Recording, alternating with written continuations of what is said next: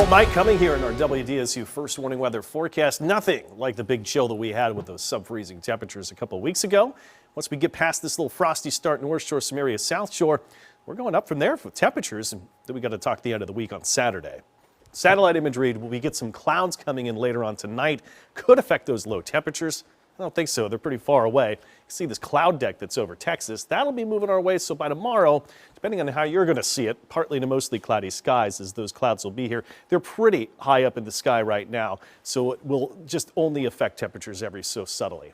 Right now, we got the 30s also first showing up to Bogalusa. Belle Chasse, you're almost there at 41, so I've lowered some of our low temperatures here in the South Shore you're going to see.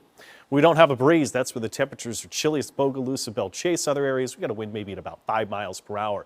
But going back to that rain last week, can you believe over totals of several days, nearly 10 inches of rain? Well, if you live in Mandeville, you probably see, yes, that's what it seemed like. Nearly 4.5 officially in New Orleans. Number of rivers and streams are still at flood stage. They're into at least minor stage. We're flirting with moderate flooding from Pearl River, at Pearl River, Bogalusa, the Boga Chitto as well. So we're right hovering steady, and we're near peak to where that's standing. But there's more water still upstream in some areas, even into the Midwest, yet to flow in. So we'll watch those gauges closely, but not anticipating a big deal. Now, it's a little bit cool. We're chilly tomorrow morning, but then we're mild. This week front, though, brings temperatures down midweek. Then another big warm-up as we finish this week and head to the weekend. But it's a pretty rare forecast when I'm going to spend a lot of time on about the day 5, day 6 forecast. That's really Saturday. A little fog potential late tonight. This could be more maritime fog, the Atchafalaya Basin there, and I think that's one of the worst concerns.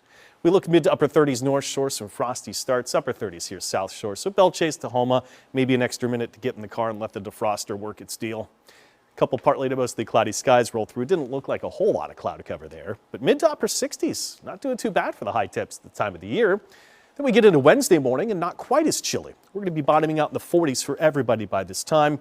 We go into Thursday morning, and that's the next round of the chill that'll drop the 30s. But listen, it's just a cloud cover and a temperature forecast the next few days. It's pretty quiet. Temperatures to the lower to mid 60s here to Wednesday. Thursday, more cloud cover starting to build, but temperatures starting to ease back up a degree or two. Let's go to about mid 60s. And then Friday is going to be an even bigger warm up, upper 60s nearing 70. But here's a look at the storm Saturday. This is some of the latest information that just came in this afternoon, and it still points to look at southeast Louisiana, some hefty storm activity.